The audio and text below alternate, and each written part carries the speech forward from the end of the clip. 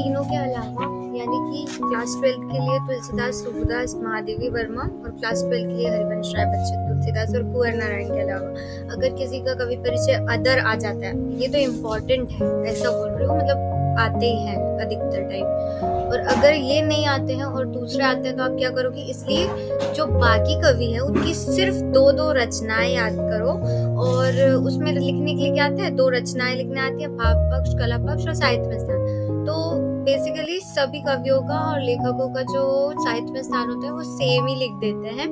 और भाव पक्ष तो आपको पता ही होगा कि आपने उनकी कोई ना चैप्टर में कविता पढ़ी होगी, तो किस टाइप की कविता थी वो भाव पक्ष में लिख देना है, और किस लैंग्वेज में थी वो शैली, भाषा शैली में आ जाता है, ठीक है।